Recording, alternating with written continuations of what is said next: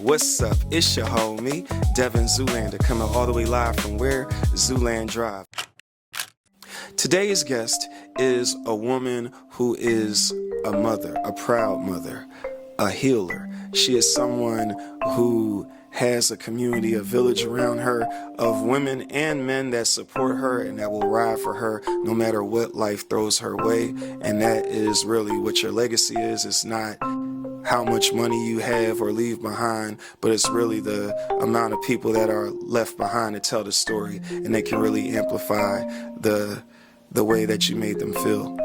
And she's amazing, and I love listening to her. She's also, one thing you might not know about her is that she's also an artist, a multidisciplinary artist, where if you need her to write or rap or sing, she can do all those things as well. And she's just an overall asset to her village. So without any further ado, I would like for you all to give a warm welcome to my guest, Desa Kishar. Hello, hello, hello. What I would first like to talk about is motherhood. So first of all, I want you to tell me about that journey that you're on, how long you've been on that journey, and what have you learned about yourself throughout this journey? Motherhood. That is one profound experience to be privileged in any lifetime. I've been a mother to beautiful children for 17 years now, which is, me speaking that is sometimes unfathomable, but my journey as a mother started real early. I started at 15. I had my son, my first boy, my only boy, my first child at 16. And for the last 17 years, I've experienced so many parts of me. Some parts I would say are forgotten. Some were forbidden. Some were newly discovered, rediscovered. Some were restored versions of me, but many parts and many versions of myself that were reminders of how deep this life journey can get when it comes to who you are in any given moment, who you're becoming, and the experiences that influence that. And the influences in motherhood have been significant and pivotal all around. And I'm grateful. I'm very grateful for every experience I've had as a mother. From the time I started till now, those I've chose to give life to, give life for. And I will say that who I am today has a lot to do with who I learned to become as a mother over time. So the way I communicate, the way I connect with people, my perspective, the expansion in that, and the emotional intelligence that has developed over time, and the longing and desire to keep becoming is mainly due to motherhood. So motherhood for me is an ever-growing, everlasting experience. It doesn't really end.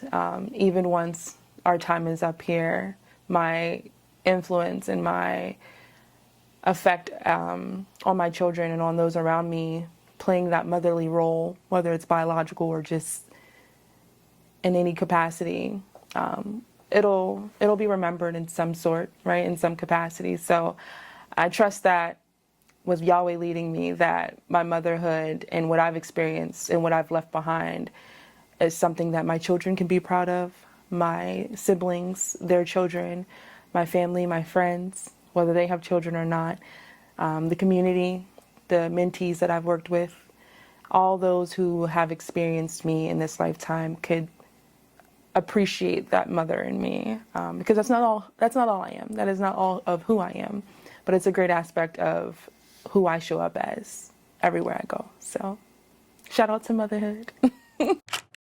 What is your experience like as someone who has the curves? And what is your experience like as far as dealing with people who seem to hyper focus on that? Whew. That in itself is an experience that I'm not, for lack of better terms, almost like I can't escape. Since I was young, I've always been a physically filled woman. I've always had a physique that was admirable to many, men and women of all colors, ethnicities, all backgrounds, all preferences. How I carry myself is a huge reflection on how I appreciate the way Yahweh made me. I take a lot of pride in keeping sacred my temple. And when I say keeping sacred, I mean it's not up for display, if that makes sense. You can see it. I'm not here to hide it, but I'm not here to expose it to the naked eye, knowing that mindsets and perspectives vary amongst the people. And I've experienced it all. I've experienced the most disrespectful approaches from men and women, to the most genuine, kind, to the most uncomfortable. And I'm grateful for them all, because it allowed me to acknowledge myself for not just who I am, but who I appear to be to the world. And some may agree, some may disagree, but from experience, I've learned that I'm quite appealing to the world when it comes to my physique and my appearance. As a woman, as a Black woman who is privileged to be created in this way, I do my best to lead by example, the way I would want our daughters, our sisters, our mothers, all of our women in our communities to present themselves to the world. And I'm not saying, dress like a nun. That's not what I'm saying. What I'm saying is dress like you're a sacred piece, like you're a sacred masterpiece of something way greater than you, and carry yourself with grace and poise and integrity, and be proud of what you have. Feed it well, treat it well, carry it well, dress it well, love it down, but just be very mindful that, and without judgment, that people are going to receive you at the capacity of which they can receive themselves. So I don't ever take offense to anybody trying to holler at me, right? Whether it's a man or a woman. Like I said, I've had some of the most disrespectful, what could be perceived as disrespectful approaches.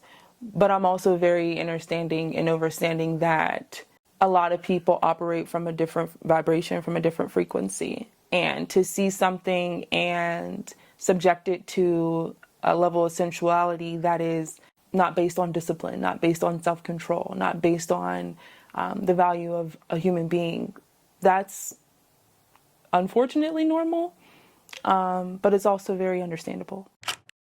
Do I condone it? Do I promote it? No. But I receive it for what it is, and how my mindset works, I take all of that and alchemize it. So I can take that disrespect and just know that there's a level of power in that I carry. And on the other side, when there is respect and there is influence and inspiration attached to that, because women see me and they're like, oh, you must work out, or what do you do? Or men see me and they're like, oh my God, you are gorgeous. And they have the most kind, genuine responses to just my appearance, right? There's also power in that. So essentially it's a matter of, with the power that I hold, with just physicality alone, what am I willing to do with that, right? In order to represent myself as something that God made, right? And something that obviously God values in me enough to trust me with this image. So I'm gonna rock it out. I'm gonna rock it out to the best of my ability. And for me, that's, like I said, just dressing it well, nurturing it, feeding it well, taking care of it, and presenting it to the world as something that is sacred, that is beautiful to see, that is worthy of care, worthy of gentleness, worthy of admiration. And I accept and receive all of that with grace and appreciation and modesty. Speaking of your physicality, we've had conversations before where you've told me that your weight fluctuates. So if you will, I want you to tell maybe specifically women out there who might be battling body dysmorphia or some kind of self-doubt in connection to their physical appearance. When your body is constantly changing as a woman, how are you able to overcome that? For me personally, I always like to reflect on those moments when I feel the fastest, the healthiest, the strongest, the most worthy of life. You know, when I feel that, that's when I know, regardless of what it may look like to somebody else, that's when I know I'm at my healthiest in physicality. Women who experience any insecurities or any self-doubts when it comes to their physicality. There was a time where you felt strong, your strongest, you felt your healthiest. There was a moment in your life where you felt those things. Keep remembering those parts of you and remember what you did. Remember how you treated yourself. Remember your habits. Remember your day-to-day life, your day-to-day routine. Remember what you did when you were feeling that way. And do your best to just get back to that as much as you can. For me, Pilates is my thing. And life happens. I get it. You know, we fall off, we get off track, we get distracted. Some of us fall into depression. Many of us get into situations and relationships and circumstances that seem unbearable, let alone out of our control. And they affect us physically. So we're losing weight or we're gaining weight or we're getting into habits that have us losing weight or gaining weight. And again, sometimes that feels so out of our control. But remember that there was a part of you that was once strong, once healthy, once fit, once fast, once had an immense amount of physical capacity to do and be whatever you wanted. So remember those parts of you. And as long as you're remembering those parts of you, then you can always go back. You can always return to that part of yourself. And that could look different for everybody. God made us all uniquely beautiful in our own ways. And you have to use what God gave you and alchemize that. Men feel like if we are quote unquote physically appealing, so a couple ladies like us, that somehow that gives us entitlement to women's bodies and their attention.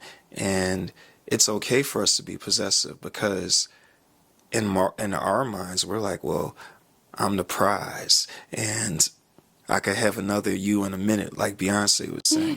So I need you, and I know, and I won't get too into detail, but I know if you shared with me some instances where there have been some men that you know that the public feels one way about them. You're great, you're wonderful, you're fit, you're in shape. Everybody likes you, but you know them on a deeper, more intimate level, and you know that there's more than them. There's more to them that meets the eye. So I want you to speak directly to the men and give them some food for thought. Yes. First and foremost, I want to start off by saying I love our men. All of this is from a space of love. I love our men. Our men are the most beautiful creatures God could ever give us. But I do want our men to understand, know, understand, and adopt the concept that entitlement can be so misused and misunderstood when it comes to what they like to call the masculine nature. I don't think that's masculine nature, I'm gonna be honest. I think it is a false prophecy to dismiss the amount of work that's required for a man to genuinely value himself. I have experienced men who, in the public eye, are great leaders, may appear to have great character, may be fit, may be, the ideal man, right? However, behind the scenes, as you mentioned, that entitlement to receive a woman in any way that he feels he wants or he deserves can come off a bit overbearing, unsafe, and that is something that I think kind of creates a dissonance in how us as Black women connect with our Black men. Black men are not entitled to us. You deserve us, yes, but the entitlement, that's not quite what that is. If you genuinely want to consider yourself the prize, which you are, and you want to walk and be in that capacity, you too must understand that your body is sacred, right? And what you carry within you is powerful in its own way. Us as women, you guys as men, we have been cosmically, genetically and biologically created differently on purpose. But that does not change the fact that we carry our own power as women when it comes to our bodies and what we're capable of. You carry your own power as men in your bodies and what you're capable of. And when we see discipline in that, when we see you taking care of your bodies, when we see you holding yourself to a standard where not everybody can touch or have your body, or you're not driven by that low vibration, which is, lust, and you're not distracted by that so easily, that in itself speaks volume. And we can see that in your light. We can see that in your aura. We can see that in your skin. We can smell that in your, in your essence. So it's not just a behavior at that point. It's an energy, and we can feel that. So to the Black men, love yourself down to where you won't need multiple women to do it for you on a regular basis. Care for your bodies, take care of your bodies, and see yourself as more than just a subject of sensual pleasure, because you're more than that. Sometimes I wonder, does anybody actually belong to us? Take your children, for example. Legally, because you reproduce them, they are yours. Mm-hmm. But do they belong to you? Because one day, all of your children the oldest is already about to be in adulthood. Mm-hmm. But the younger daughters, they're going to be there in about 10 or 12 years. And as much as you want them to move the way you want them to move, sometimes you have to trust that our relationship is so strong that I don't have to hold on to you. Because to me, it's one thing to say, for you, for example, fast forward, one of your daughters is 18 or something, and she wants to go on her first trip away with her friends, no adult supervision, whatever the case may be. You might have this inclination to hold on to her, but at some point you have to trust that I raised you the right way to have discernment, and you are mine in that I love you and I want you to be okay. But as far as belong to me, I almost wonder, does anybody really belong to anyone? Because, or do we just really believe to God or a higher power for people that believe? So I think that same thing kind of manifests itself. Like if me and you were together, it's like we've decided to be together, but you don't belong to me in that I can micromanage everything that you do. No, I agree. I don't believe anybody belongs to anybody. Yeah. I don't believe our children belong to us. I feel like we're all here on borrowed time, intentionally, but nonetheless borrowed time. And what's actually happening is, I was just actually telling a friend that we have one sense in this world, and it's to feel. And the two things that we feel are longing and remembering. So anybody that we encounter along the way in this journey of life is either going to remind us of what we're longing for or reminding us of what we're here to remember. And what we're longing for is something far beyond what's physical. So that desire to hold on to that longing or hold on to that remembering can be misperceived as possession. So as long as we understand that, hey, I come across you and there's a part of you that mirrors me. So now I'm longing for what we think is love, right? But all it is a greater sense of acceptance because I accept you for who you are, all parts of you. Or I'm remembering parts of myself that I see in you. So either now I detest you or despise you because of that part of you I am remembering as a forbidden part of me that I forgot, right? Or I intentionally don't want to remember. Or there's a part of you where I'm like now attached and I can't let go because there's a part of you that is also a part of me that I'm remembering, but I've let go of that part of me and don't know how to retain that. So I have to hold on to you to experience it. So again, no, we don't belong to each other, but there is this ability for us to feel so deeply within ourselves, and even deeper when we're connected to someone outside ourselves, that again allow us to long for something that we sometimes can't put into words, or to remember something that we long forgot, or suppressed, or something that is so forbidden that we try to hold on to that in somebody else. Right. And I just, it's amazing because when you get around people who are deep thinkers, then you just start having thoughts, because I just thought to myself, do I even belong to me? It's just deep when you think about, because if we're all vessels and we all were created for a reason. We weren't just created just to have children, or we weren't just created just to get a lot of money. We were created hopefully for a divine purpose. And I feel like that's why, even when you think about, if we thought about our actions and how it affects other people more so, instead of this myopic view of only how it affects us, then we might move differently. Yes.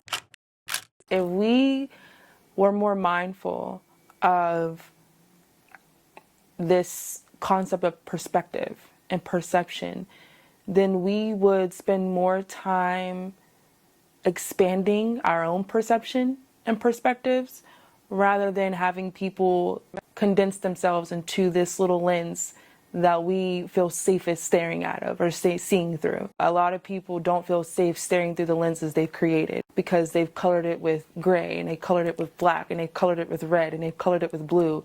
So any color that doesn't match whatever they're seeing through, it's like it's almost walking into the unknown, right? So you're like, okay, you're looking through a black lens, I'm looking through a red one. I give this red lens to you, you're like, oh no, this ain't right. Like, you know what I mean? Right. And we're back. Devyn Zoolander sitting here with the one and only Desa Kishar. You are someone who is very intentional about who has access to you. For example, we talked about the situation with the phones, about how some people, they might have one number, but there's another number that's for a special class of people. So I want you to talk about, how do you protect your peace? Well, first things first, I have two phones. Yes, one is for the public and one is for the private. So that's one way. I protect my peace by releasing obligation. I don't hold myself to be obligated to respond, react, or attend to anybody at any given time because that's what they request, right? Or that's what they expect, or that's what they want, or that's what they desire.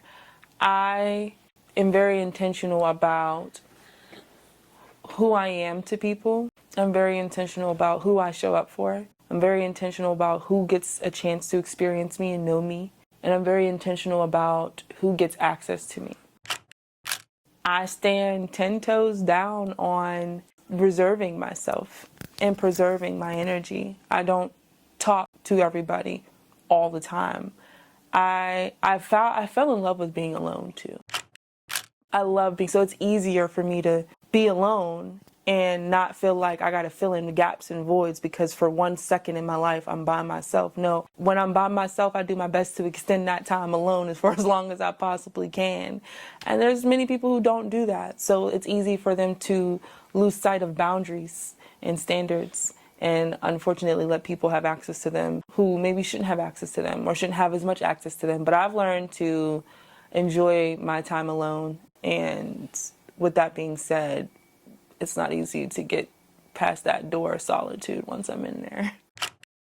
I totally understand, and that's why I appreciate, hey, the times when I do hear from you, I love it, and I'm just going to be happy. And the times I don't, I know that you have something that is requiring you to prioritize in a different way, and that's why emotional intelligence is really important, because it's not all about one singular person. But going back to what we said earlier, you don't belong to me, and it's like people don't belong to people. Your kids, they're your responsibility, and you love them and you cherish them, but they don't belong to you, because they're going to get older. If they have a bad moment and they steal a soda out of a store and you got to go and deal with it, it's like, yes, you're mine in the sense that I'm the vessel from which you came to this earthly place, but I didn't tell you to do that. I didn't. No. You know, now I can help you going forward and not doing that. But no. I see you over there.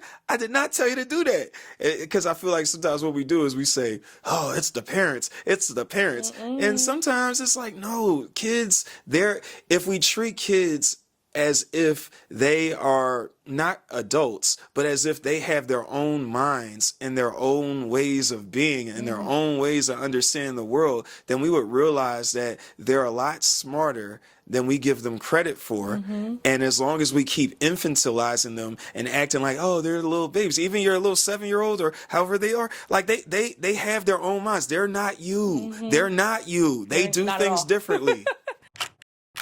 I was just telling my son, who's 17, I was like, baby, you got 365 days left of me when it comes to me being legally and lawfully responsible for you. I was like, after 365 days, which is going to go past fast, you pretty much on your own. I will always be there for you. I'll always have your back. But not in the same I way. cannot save you from your own mistakes. So you better choose wisely how you use me up for signatures and backups and phone calls and early dismissals, whatever it is. Yeah. You better use me up, because once you turn 18 lawfully and legally, there's nothing I can do. I can show up, but there's nothing I can say. I can show up, there's nothing I can do. I can show up, but I can't. I can be your mom. I'm your mother biologically, but mommy can't save the day, you know? And that's why hopefully he will understand if I'm having a question about an action that I want to take, an impulse that I'm having, then the adult thing to do would be for me to talk to my mother, because somebody said it recently, I've been your age. You've never been my age. So I know things that you don't know. So the adult thing to do would be, hey, mom, I'm in a relationship with a woman, and when she does this, I feel emasculated. Am I right for feeling this way? And if I am right for feeling this way, what is a healthy way for me to communicate that in a way that I advocate for myself, but I also don't blame her solely for what I'm feeling on the inside? And I know the way I said it is, it's a lot easier said than done, especially with me being 40 now. So it's a lot easier for me to talk like that. But hopefully he understands that if I'm even thinking about doing something that might be quote unquote crazy, let me run it by mom first. Still, he gonna do what he's gonna do. But at least if he check in with you first, then sometimes just before somebody flies off the handle, you have that friend that says, don't hit send. I just went through that this morning. Both my son and his girlfriend texted me because they were having a little internal conflict. And all I did was let them know, well, whoever is more emotionally invested in this, give them space. And when that person comes back into an alignment in a calm state, have the conversation about boundaries, about respect and what that looks like for the two of you and how you can accommodate that, you know. And that was it. I was like, I love you both. But if you genuinely want to be together, you're going to have these hard conversations and let me know how it goes, if that's what you want to do. And that's how I handle it. I don't, you do this, or I'm not the one where my son would never. Yes, he could. Yeah. You know, I don't do that. So they both text me too. At the same time. So I know when something's like, oh, it's real. You got to deal with it. Yeah. So I give them genuine, honest feedback. Like, if I was in a relationship with someone right now and I felt the way I felt about them, the way y'all felt about each other, this is what I would want to experience in this very given moment. She's a woman, she's emotional, he's a man, he's also emotional, but they're also youth. they're 16 and 17 years old. They don't have all the tools yet. Yeah, they don't have all the tools to really comprehend what these emotions mean, where they're coming from, how to convey them, and how to reset them. Right, so that's where I'm here. I'm here to give them the tools and let them know, like, hey, righty tighty, lefty loosey. Right. But that's all I can do. That's all I can do. And then essentially, I'll check in. You two okay? Yeah. Y'all doing all right? That's good. That's very proactive. Yeah. So, and they good. They always been together for a long time. So. But it helps to have someone with some sage wisdom that can put them on game. And I'm even thinking about, speaking about physicality, we talked about your physicality, but speaking of physicality, from what I've seen, your son has a lot of physicality, and he's a black man.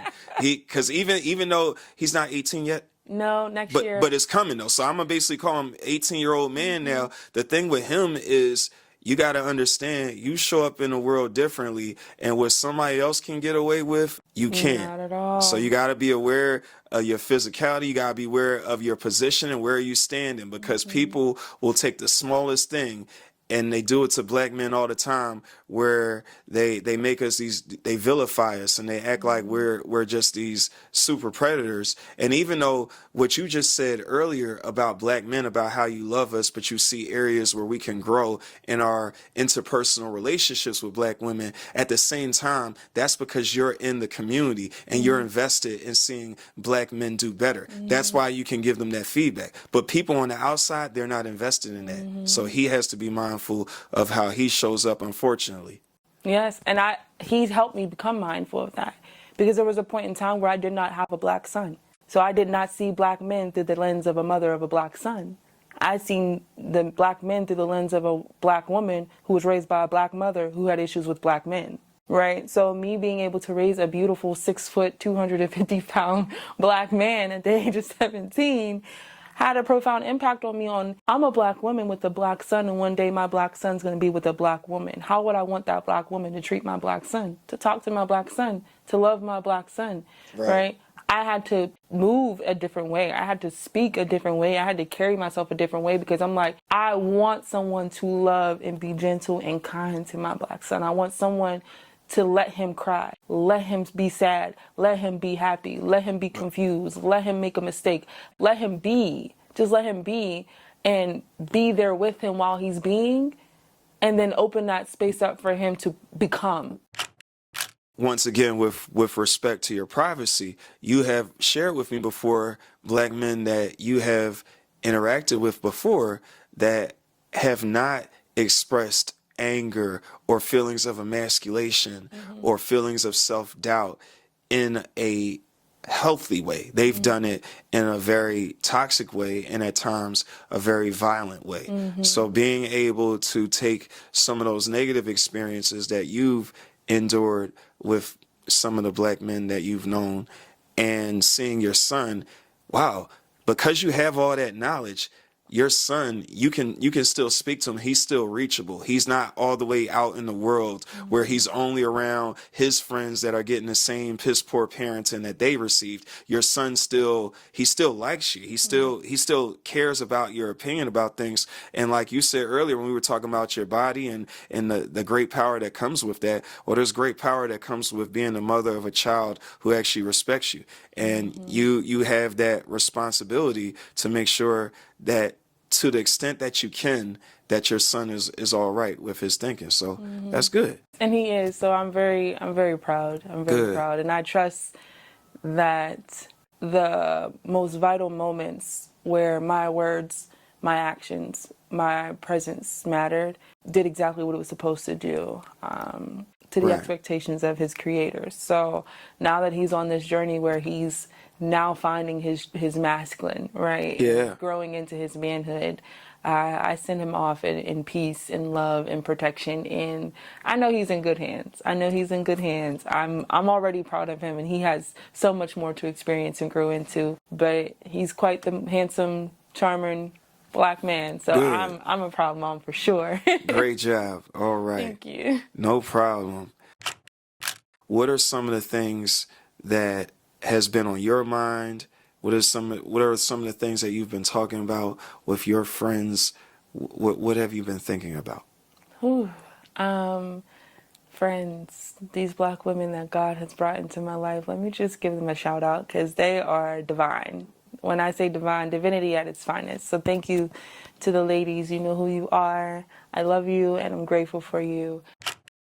The conversations have been diverse but in depth. And at the end, they all tie into evolution of self, evolution of the collective, the coming together, and the overall healing in achieving optimum wellness, mental health, and stability, physically, mentally, emotionally, economically, in our community as a culture, in a total reset. That's what the conversations have pretty much been about. I had a conversation yesterday evening with an aunt of mine, a church aunt, but an aunt nonetheless. I love her to death. I love her beyond words.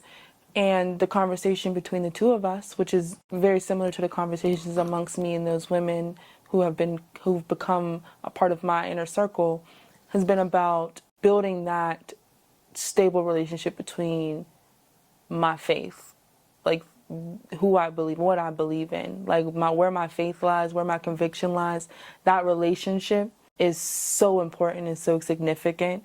It's so profound to the becoming, the journey of the becoming. So that's where the conversations have been, building that relationship and knowing and trusting that relationship, learning that language of that relationship, being obedient in that relationship with the Most High, and being able to hear clearly, see clearly, and feel deeply and clearly in that relationship is pivotal to how you experience what you experience and how you process these experiences, and therefore leaping into your next experience on a more elevated level, mentally, physically, emotionally, spiritually, etc. There's levels to this for sure, but that's what the conversations have been about. They've been about just evolving, especially spiritually, and allowing yourself to free yourself from mental constructs, social constructs, economic constructs, all these constructs that keep us trapped and suppressed in false identities or lifestyles that are not conducive to us evolving into our greatest version of self. What that looks like for us as a whole, collectively, especially as Black folk, and resolution for that. That's what the conversations have been about. And I'm just reminded of these words that have nothing to do with anything we're talking about, but the man that knows something knows that he knows nothing at all. Does it seem colder in your summertime and hotter in your fall? If we were made in his image, then call us by our names. Most intellects do not believe in God, but they fear us just the same. It's just that. I remember you saying that before. Because I just love when Powerful verse. Yeah. Speaking of a musical artist, I do this thing that I like to ask my guest, and it's called musical pronouns. So you know how the thing to ask now when you're on the job is preferred pronouns. So people will say he, his, or he, him, his, or she, her, hers. Like, you know, that stuff. So musical pronouns, if you had to pick 3 artists to be your musical pronouns, who would they be? Oh, 3 artists to be my musical pronouns. That's a challenge. Just the first 3 that come to mind. Lady London, number 1. Number 2, whoa, this is challenging. I would say J. Cole. And 3, I would say, I don't know. Is her name Aniko? Oh, okay. I think, yeah, she got that one song I know that went really viral. I know who you're talking about. The King's one that. Affirmation. Yeah. Yeah, I know who you're talking about. Okay. And Jericho, yeah. Those 3. So Lady London, J. Cole, and Aniko. Okay, got you. And if not Aniko, Jhené Aiko. All right, cool. So between those 2, there's but definitely Lady London number 1 and J. Cole number 2. Yeah, I hear you. For me, it would be really hard, but That it was hard. yeah. Well, I know Michael has to be somewhere up in there. It might be, just to say, you know what, the first 3 names that came to mind are Michael Jackson, Lauryn Hill, and D'Angelo.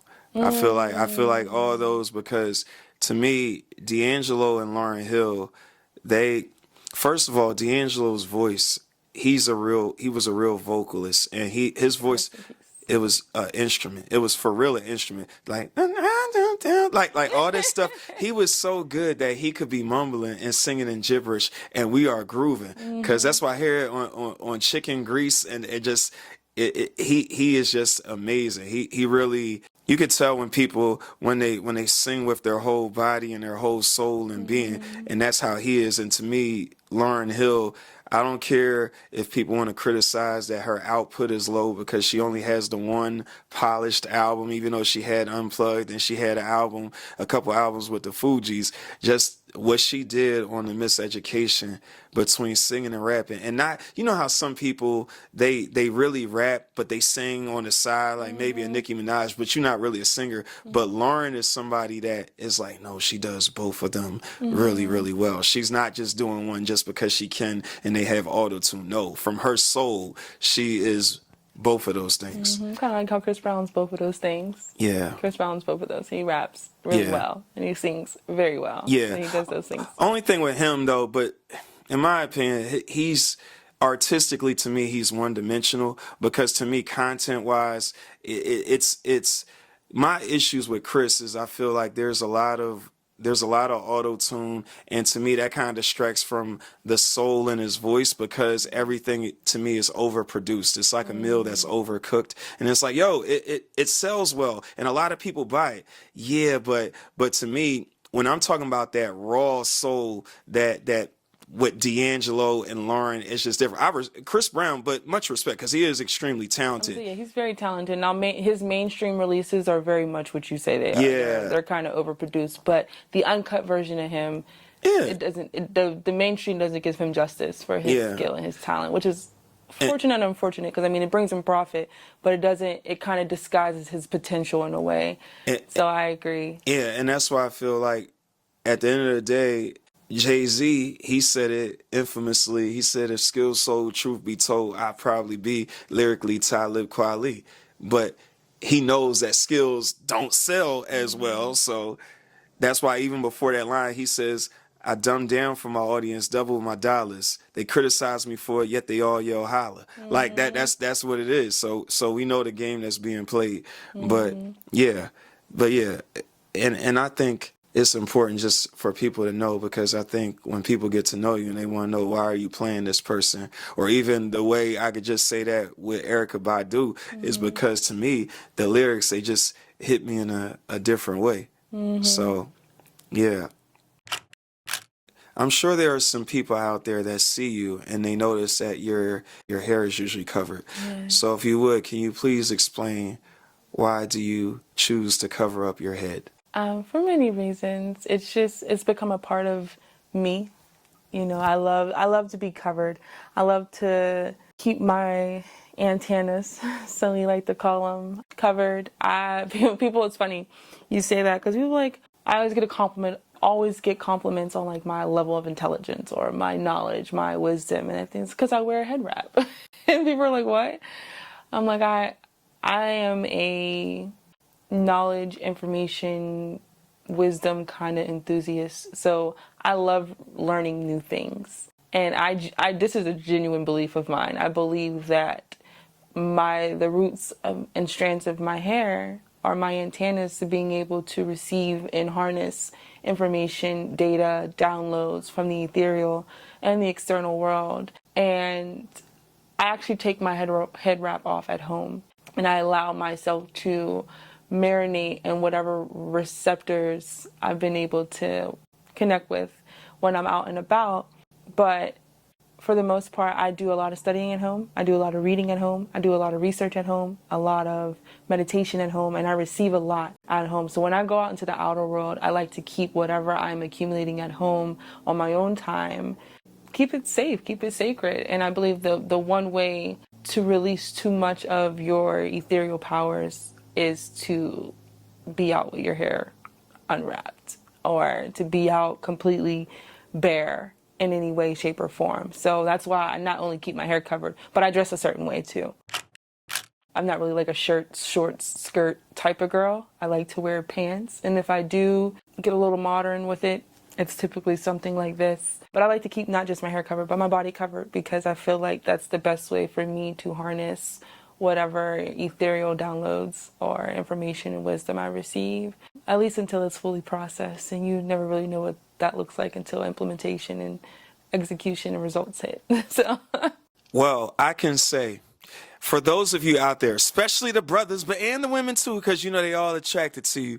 If you want to see Desa Kishar with a little bit more skin, you got to go back in the day. You got to search. You got to be on that page for a minute, being like, oh, let me go back to, what was it, 2012 or something like that. And be like, oh, that's what her legs look like. But I respect the way that you have evolved, and I accept and receive the way you choose to show up now. But everybody don't get twisted. She's a very beautiful person, and it don't stop nothing. yeah, nah.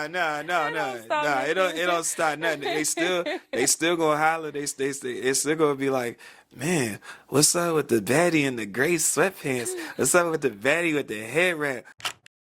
Where can the people find you? You can find me on Instagram and Facebook.